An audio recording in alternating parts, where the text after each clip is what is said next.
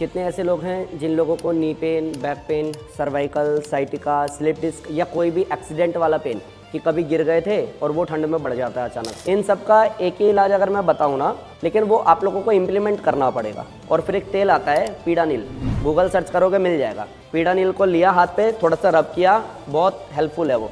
जब आप हार्ट की तरफ में फ्लो करते हो तो हार्ट का तो काम ही वो ये पंप करने का, तो पेन से रिलीफ में आपको हेल्प करता है। अब ये करने से क्या होगा, 3 दिन, 5 दिन, 7 दिन आपको पता चल जाएगा 20 साल से परेशान हूँ सर, ये 5 दिन मजा आ गया। और इसके साथ में पर्टिकुलर लाइक पेन कहीं का भी हो, साथ में 10-10 मिनट अनुलोम विलोम भी शुरू कर दो। और आहार जो आप खा रहे हो वो आपका जितना सात्विक हो और आराम से डाइजेस्ट हो, तो इस पेन से लड़ने की ताकत तो मिल ही जाएगी। कितने ऐसे लोग हैं जिन लोगों को knee pain, back pain, cervical, sciatica, slip disc या कोई भी एक्सीडेंट वाला पेन कि कभी गिर गए थे और वो ठंड में बढ़ जाता है अचानक से, या बहुत थक जाते हैं या फीवर आता है तो पेन बढ़ जाता है, या स्टिफनेस बहुत ज़्यादा है। कितने ऐसे लोग हैं, एक बार हाथ उठाइए प्लीज़। तो मे भी हो सकता है किसी को सर्वाइकल हो, किसी को बैक पेन हो, साइटिका हो, लेकिन हाथ नीचे। मैं आपको मेरे एक्सपीरियंस के बेस पे, और वो जो मेरा एक्सपीरियंस रहा मेरा एक्सीडेंट वाला टाइम पीरियड 2016 में, जब मेरा एक्सीडेंट हुआ मेरे को बड़ी सारी परेशानियां हुई, तो मैंने ना खूब सारी थेरेपी कराई, एक्यूप्रेशर्स करवाए, मैंने मेडिसिन्स बार बार बदली, आयुर्वेदिक ट्रीटमेंट भी लिया, योग भी अलग अलग तरीके से सीखा, मेडिटेशन क्लास भी ज्वाइन किया। तो मैंने जितना टोटल पढ़ा ना, उससे ज़्यादा नॉलेज मेरे को तब हो गई जब मेरे को चोट लगी कि क्या काम कर रहा है, क्या काम नहीं कर रहा है। ठीक है, किसी ने कहा ठंडे गरम की सिकाई करो, किसी ने बोला रेत की पोटली बना के सिकाई करो, किसी ने बोला नमक की सिकाई करो, है ना, अलग अलग बोला। किसी ने बोला कि प्रेस को गर्म करो सूती कपड़े से और फिर लगाओ। तो जिससे भी मेरे को फ़ायदा हुआ या जिससे फ़ायदा नहीं हुआ, वो कैलकुलेशन इतना हद तक बैठ गया कि मेरे को क्लियर हो गया कि क्या करने से फ़ायदा हो रहा है, क्या करने से टाइम पास या नुकसान हो रहा है। मेरा जो एक्सपीरियंस है उस हिसाब से अगर आप समझो तो आप समझो कि आपको जो भी पेन है, जितने भी नाम मैंने बोले हैं, हो सकता है स्वाभाविक रूप से कि ठंड में बिना कुछ किए भी ये पेन बढ़ जाता है ना। मान लेते किसी को नी पेन है, पूरे साल तो ठीक ठाक जैसे तैसे काम चल जाता है, ठंड में उठना बैठना चलना भी भारी हो जाता है, पैर में सूजन आ जाती है। या बहुत ऐसे लोग हैं जिन लोगों को सिटिंग जॉब है, पोस्चर ख़राब होने की वजह से सर्वाइकल पेन बहुत ज़्यादा है, जिसकी वजह से सर फटने लगता है। इन सब का एक ही इलाज अगर मैं बताऊँ ना, लेकिन वो आप लोगों को इम्प्लीमेंट करना पड़ेगा। ठीक है, 1-2 चीज़ें हैं जिसका ध्यान रखना है जिनसे ये बढ़ ना जाए। जैसे कि आपको खट्टा नहीं खाना, खट्टे में जो भी आता है नहीं खाना, मसाले वाले चटकदार चीज़ नहीं खाना, जिससे गैस बन जाए वो नहीं खाना, जिससे वात रोग बढ़ जाए वो नहीं खाना। क्लियर हुआ कि नहीं? अब आप सब लोग समझदार हैं कि क्या डाइजेस्ट होता है इजली और क्या नहीं होता है। एक काम तो ये। दूसरा, किसी किसी को है कि मतलब जो भी खाना वो खा रहे हैं उस पर नींबू डालना है, जैसे मेरी भी ऐसी आदत है, मेरे को भी मज़ा आता है, लेकिन वो स्वाद के चक्कर में ना नींबू से ये पेन हिट होगा हर बार। तीसरा, माइंड मेकअप कर लो कि साल भर हो ना हो पेन, जब कभी भी मौसम बदलता है, बारिश होती है या ठंड आती है, तो पेन हिट होता ही है, क्योंकि वात बढ़ जाता है। समझ आया? तो ऐसे टाइम पे करें क्या कि पेन बहुत ज़्यादा हो रहा है तो या तो मेडिसिन और इंजेक्शन में फंस जाएं, या फिर अंडरस्टैंड करें, सिकाई मालिश के थ्रू उसको ठीक करें। अगर किसी को इतना ज़्यादा ही है कि बिल्कुल बेड पे ही पड़ गया है वो, तो मैं उसको रिकमेंड नहीं करूँगा कि सिकाई के चक्कर में फंसे रहे। फिर तो आप डॉक्टर से कंसल्ट करो। इतना ज़्यादा भी नहीं होना चाहिए कि बिल्कुल आप बेड पे आ गए हो, आप उठ रहे हो, बैठ रहे हो, चल रहे हो, ऑफिस जा रहे हो, सारे काम कर रहे हो। तो उसके साथ में फिर आपको दवाई के साथ नहीं बोलूँगा जाने के लिए, या पेन किलर के साथ नहीं बोलूँगा जाने के लिए, क्योंकि ऑप्शन है सिकाई। सिकाई किसका? गर्म पानी इतना ज़्यादा होना चाहिए कि जिस भी हिस्से की सिकाई कर रहे हो वो बस जले नहीं। लाइक ऐसा नहीं कि आपने स्किन पे रखा और वो एकदम ही जल गई कति, वो नहीं चाहिए। आपको क्या करना, गर्म पानी इतना कि हालत ख़राब हो जाए जिस हिस्से की आप सिकाई कर रहे हो, लेकिन जलना नहीं चाहिए। तो क्या किया, गर्म पानी किया, फिटकरी डाला, सेंधा नमक डाला, सूती कपड़ा डिप किया, निचोड़ा और उस हिस्से पे लगाया जहाँ पे पेन बहुत ज़्यादा है। अब जब बोल रहा हूँ पर्सनल एक्सपीरियंस के बेस पे बोल रहा हूँ, तो वो पानी इतना गर्म होगा कि जब सूती कपड़ा डिप करके निचोड़ोगे तो निचोड़ा भी नहीं जाएगा। तभी क्या करने का, घर में कोई ऐसा तौलिया वगैरह होगा, कोई भारी भरकम सामान होगा ऐसा जिससे उसको पकड़ के आराम से आप निचोड़ सको, तो उससे निचोड़ लो। सही है? मेरी मम्मी जी जब मेरा सिकाई करती थी ना, तो वो ऐसी ही करती थी। क्या कि वो गर्म कपड़ा तो निचोड़ ही नहीं सकती ना, तभी क्या होगा कि रुमाल या तौलिया कुछ ऐसा भारी भरकम लिया, जिसके बीच में रख करके उसको निचोड़ दिया तो वो निचोड़ जाता है। 15 मिनट आपको सिकाई करनी। तो एवरेज ठंड का टाइम है, 2.5 मिनट 3 मिनट में पानी लगभग ठंडा हो जाता है, या हमारा बॉडी यूज टू हो जाता है। जैसे आप 2 बार 4 बार करोगे ना आपको गर्म लगेगा, उसके बाद सामने वाले को गर्म लगेगा निचोड़ने में, बट आपको ज़्यादा गर्म नहीं लगेगा क्योंकि बॉडी उसको डाइजेस्ट कर जा रही है। तभी क्या करने का, तुरंत ही एक पानी है हमारा रखा हुआ जिससे हम सिकाई कर रहे हैं, स्विच, दूसरा पानी आ गया। ऐसे आप 15 मिनट सिकाई, और जब आप सिकाई करोगे, जिस भी हिस्से की सिकाई करोगे, लाइक ये हो सकता है, ये हो सकता है, घुटने हो सकते हैं, कमर हो सकती है, साइटिका पेन जैसे जा रहा है आपके हिप जॉइंट से लेकर के पैर में चींटियों की तरह चल रहा है, वो पूरा एरिया हो सकता है, वट जो भी। सिकाई करते समय कोई पंखा नहीं, कोई कूलर नहीं, कोई खिड़की खुली हुई नहीं, ऐसा कुछ करना नहीं। अगर हवा का स्रोत अंदर आएगा तो वो पेन कभी पूरी तरह से ठीक तो नहीं होगा, बढ़ जरूर जाएगा। समझ आया?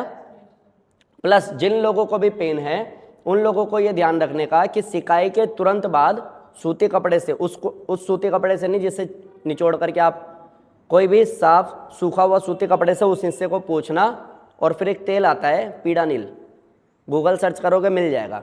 पीड़ा नील को लिया हाथ पे, थोड़ा सा रब किया, बहुत हेल्पफुल है वो। उस हिस्से की आपने मसाज की, कमर पे है तो कमर पे, घुटने पे है तो घुटने पे, कंधे पे है तो कंधे पे, मसाज किया। मसाज करते हुए पुश नहीं करना ओवर, लाइक ये नहीं करना, या कमर पे ऐसे ऐसे ऐसे ऐसे नहीं करना, बहुत हल्के हाथ से लगा देना है क्योंकि पेन ऑलरेडी है। आप ओवर पुश करोगे पेन आपका बढ़ जाएगा। क्लियर हुआ कि नहीं हुआ? तो मान लेता हूँ अगर मेरे घुटने में है तो मेरे को कैसे करना, अगर मैं खुद भी कर रहा हूँ तो इसमें कुछ बहुत बड़ा साइंस नहीं है। क्या किया, मेरे घुटने पे तेल लिया, सिकाई कर चुका हूँ मैं, अब ये 30 बार घुमाया क्लॉकवाइज, 30 बार घुमाया एंटी क्लॉकवाइज, फिर पैर को सीधा किया, पंजे को अंदर टाइट किया, और यहाँ पे आपने मालिश किया हल्के हाथ से, ठीक है। और हमेशा कोशिश करो मालिश का फ्लो ऊपर की तरफ हो, हाँ ऊपर की तरफ। अगर आप कंधे पे करते हो तो फिर कहेंगे ऊपर की तरफ नहीं, हाँ कहने का मतलब है हार्ट की तरफ में चाहिए। जब स्टमक पे भी ऐसे ही नॉर्मल भी मसाज बोलते हैं ना हम लोग करने, तो बोलते हैं हार्ट की तरफ लेके जाओ, यहाँ बोलते हैं तो भी बोलते हैं हार्ट की तरफ लेकर के जाओ। हाथ पे भी करते हो तो रब तो कर सकते हो, लेकिन फ्लो हार्ट की तरफ लेकर के जाओ। पैर में करते हो तो जो क्लॉक एंटी क्लॉक आपने करना है वो किया, लेकिन फ्लो हार्ट की तरफ लेके जाओ। क्लियर हुआ कि जब आप हार्ट की तरफ में फ्लो करते हो तो हार्ट का तो काम ही वो ये पंप करने का, तो पेन से रिलीफ में आपको हेल्प करता है। क्लियर हुआ कि नहीं हुआ? तो पहला काम क्या बोला कि आपको खट्टा या मसालेदार नहीं खाना जिससे आपकी गैस बन जाए। दूसरा काम बोला, सिकाई करते हुए कोई भी हवा का स्रोत नहीं चाहिए, और सिकाई करते हुए ज़्यादा गैप नहीं चाहिए। लाइक टीवी चल रही है, आराम से 2 मिनट सिकाई कर लिया, फिर से पानी गर्म हो रहा है, फिर आ रहा है, फिर मैंने 3 मिनट कर लिया, ऐसे करके 15 मिनट नहीं चलेगा। अनुशासन चाहिए वहाँ पे, ठीक है। तीसरा, सिकाई के तुरंत बाद ही मालिश। ऐसा नहीं कि सिकाई कर लिया अब खाना बना देती हूँ, 2 रोटी खिला देती हूँ बच्चे को, फिर आके मालिश कर लूँगी, वो नहीं चलेगा, हवा तो लगी गई ना उसमें।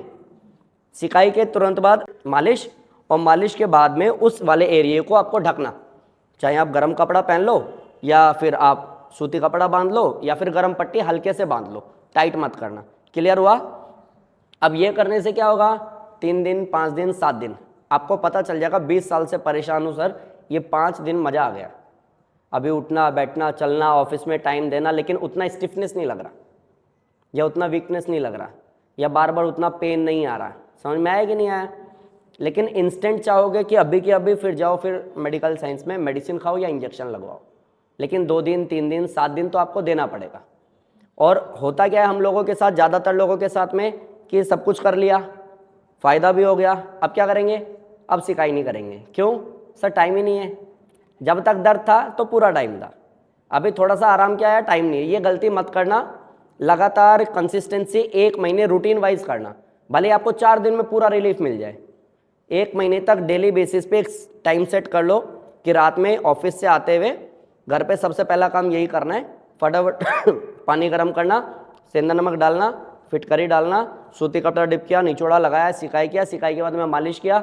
मालिश के बाद कोई भी ऐसी एक्टिविटी नहीं जिसमें शरीर बहुत थके। जैसे मैंने मालिश कर लिया, सिकाई कर लिया, मैं रोटी बनाऊंगी या मैं बच्चों को खाना खिलाऊंगी।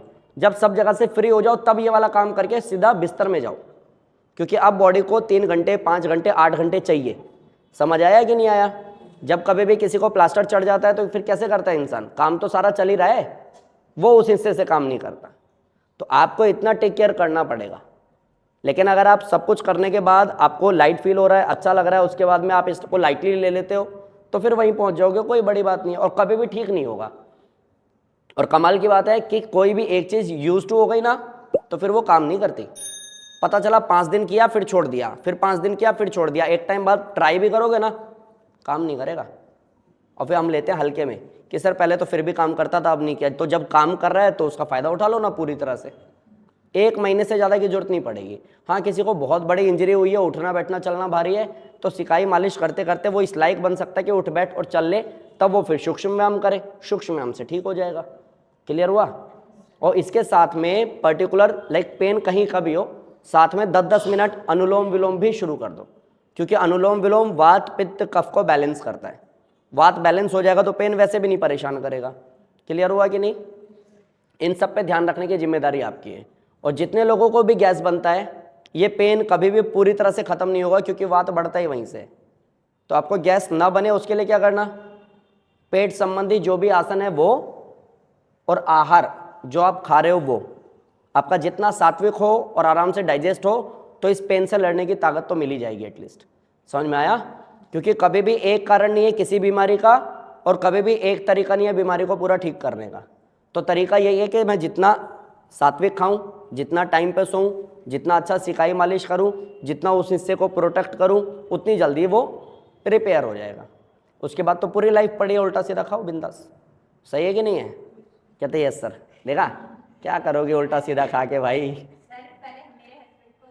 ठीक है, तो इस चीज़ का तो आप लोग ध्यान रखोगे, और इसमें किसी का 1 रुपये भी नहीं लगेगा। और फिर एक आध कन्फ्यूज़न आती है क्या कि सर वो जो फिटकरी आपने बताया उसके टुकड़े टुकड़े डाल दें। तो फिटकरी ना साबुत आती है पंसारी की दुकान से, साबुत की साबुत टिकिया डालो, और जब सिकाई हो जाए तो उसको फिर से रख लो, फिर अगली बार फिर से, वो बहुत कम ही रिलीज़ होगा उसमें, है ना। वो ऐसा नहीं कि पूरा मेल्ट हो जाएगा, वो बार बार जब तक यूज़ कर सकते हो करो, लेकिन तोड़ना मत। सही है?